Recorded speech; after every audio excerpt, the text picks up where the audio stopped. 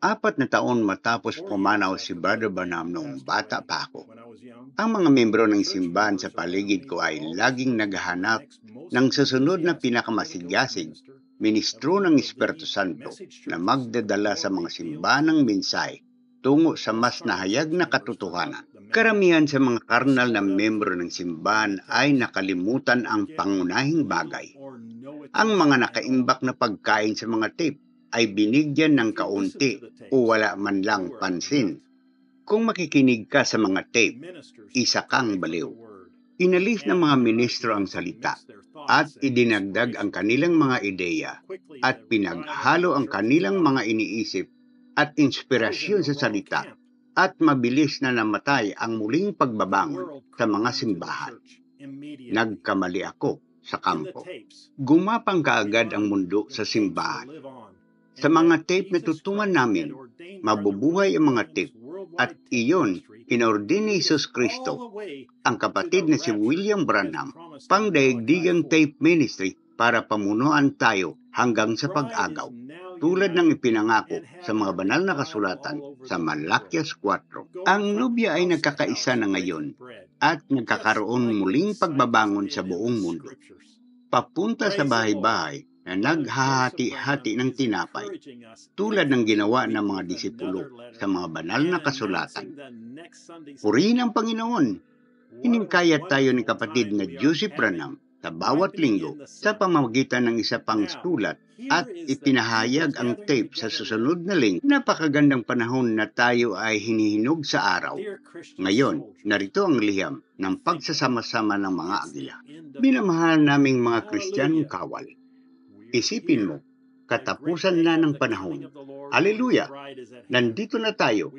Ang dakilang araw ng pagdating ng Panginoon para sa kanyang nobya ay malapit na. Pinagsasama-sama natin ang ating mga sarili mula sa buong mundo na ginagawang perpekto sa pamagitan ng pakikinig sa tinig ng Diyos.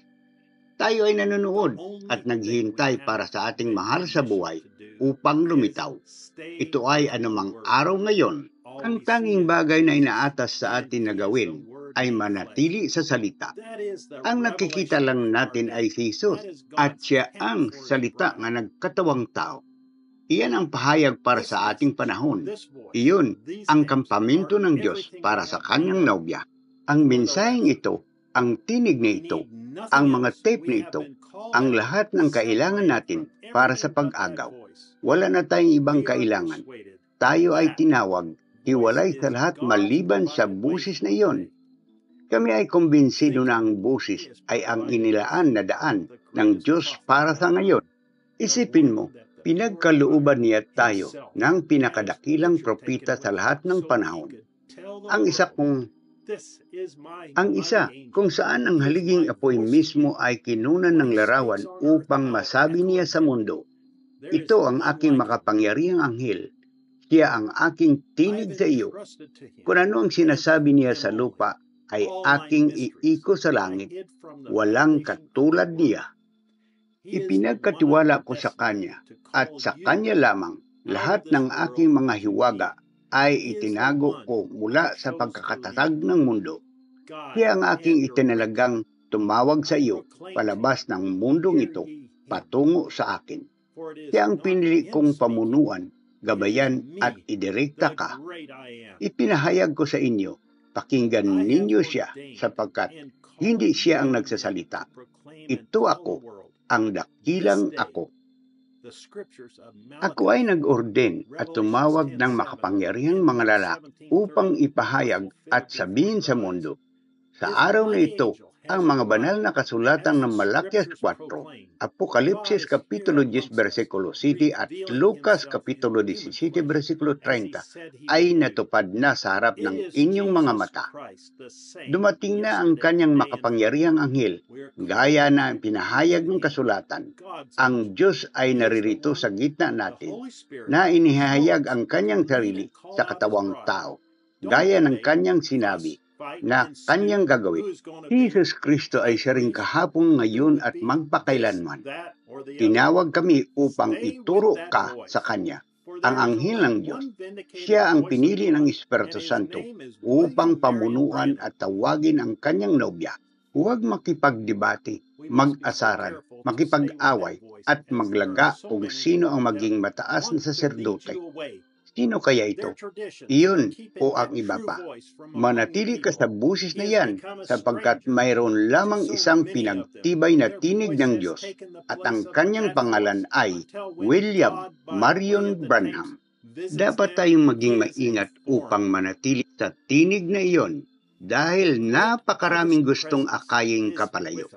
Ang kanilang mga tradisyon ay pinapanatili ang tunay na tinig na iyon mula sa mga tao. Siya ay naging estranghero sa marami sa kanila. Ang kanilang tinig ay humalili sa tinig na iyon hanggang sa ang Diyos sa pamagitan sa mga tip ay dalawin sila. Siya ay isang dayuhan.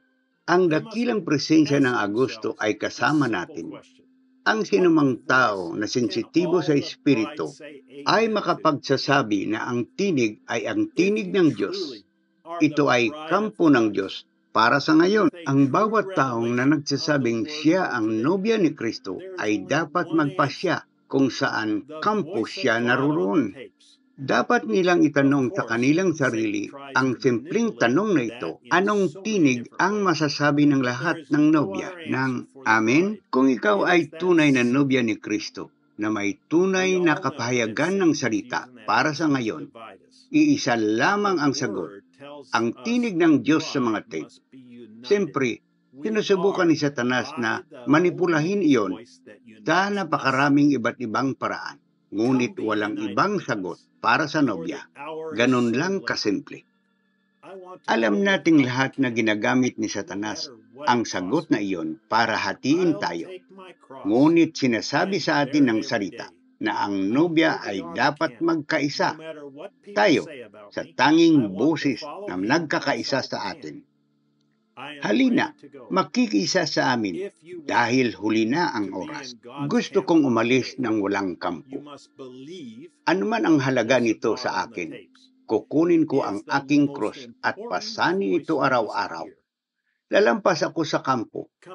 Ano man ang sasabihin ng mga tao tungkol sa akin, gusto kong sundan siya sa labas ng kampo. Handa na akong umalis. Kung gusto mong mapabilang sa kampo ng Diyos para sa araw na ito, dapat kang maniniwala na ang tinig ng Diyos sa mga tape ay pinakamahalagang tinig na dapat mong marinig. Halina, samahan ang isang bahagi ng nobya ngayong linggo ng alas 12 ng tanghali, oras ng Jeffersonville, habang naririnig natin ang tinig ng pinili ng Diyos na pamunuan ang kanyang nobya, habang dinadala niya sa atin ang mensahe patungo sa isang kampamento.